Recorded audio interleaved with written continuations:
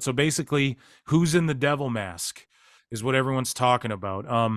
The girl who I always defend on this show, saying like, I always say, the elite fans went after her and bullied her off social media. She's back on social media, but she got mad at me on social media, of all people. What She got happened? mad at me. Well, she tweeted Who? out, the girl that I'm always defending, that, remember, she got bullied off social Oh media yeah, by whatever. elite You fans, fucking mark. right?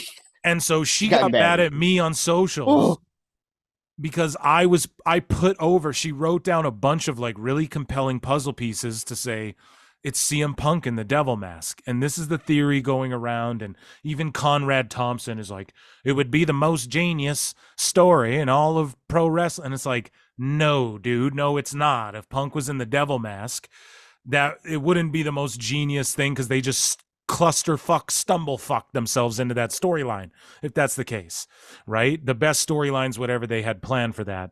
And to me, from my little pokings around and diggings around, it's just Tony Khan's doing what he did with the Dark Order. So the Dark Order, we didn't know who the leader was, and it was either going to be Matt Hardy yep.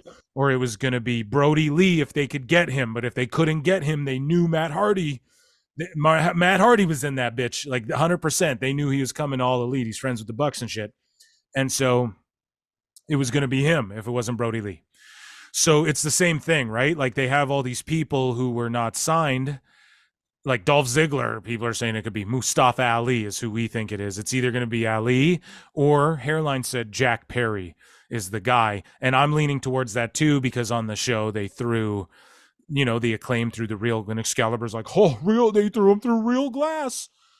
Yep. And so they're Boom. alluding to it in the Told real you. glass. And so this lady, like, all good, she had this great theory about just all of these little puzzle pieces. Some of them were really bad reaches, though, like Brody Lee having death on his cast. And it's like, well, what the fuck does that have to do with Punk? And so, and then like the broken glass, she's like, oh, the real glass. And I'm like, yeah, but that makes it more like Perry. Perry was the heel and he's the one doing the broken glass spot. So like, Right. And like most you of could all, look at, like, yeah, but you just love to throw shade. yeah, and like I put over her puzzle pieces, and I was like, no, I was like, that actually makes me think it could be Punk. I was like, but look, he's just tight with Ari Emanuel and Dana White.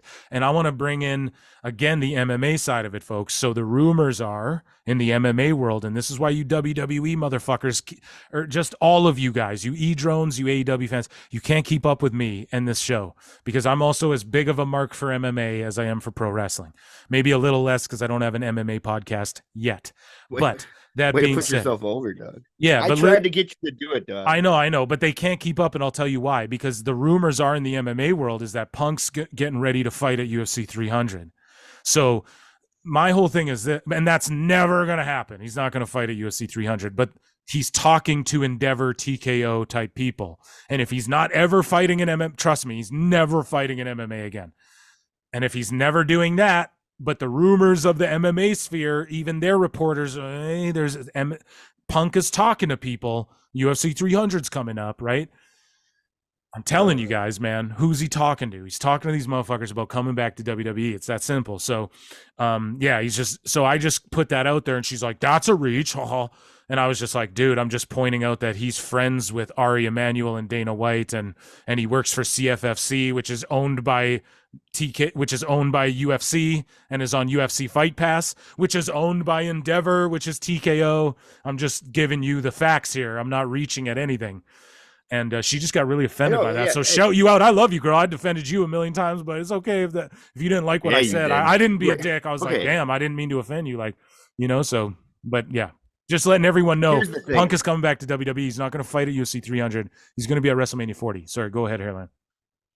Like work, shoot, work. Sometimes we are a smidge biased, but it's more or less to pop each other or to fucking make a joke or piss the other one off. You know what Yeah. I'm saying? At the end of the day, we are very stat driven and fucking, it's like you were saying, when we get to our fucking our top three people of the year and shit, you know what I'm Yeah. saying? Our There's some names there nominees. people aren't right.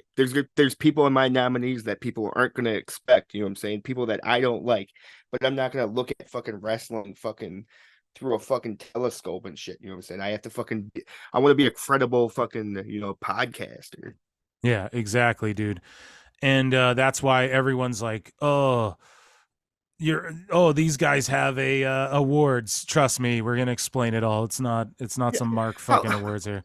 I Um, I don't understand how you posting stats, you being like you reaching. You know what I'm I saying? I Like if literally just said anything, like, yo, they're friends, and like it's you have to factor that in, dude. Like they like they're on an initiative to stick it to Tony Khan right now. You have to that's like factor that in, man. fucking 2 + 2 = 4. Oh, you're reaching with that stat, and it's like Yeah. what?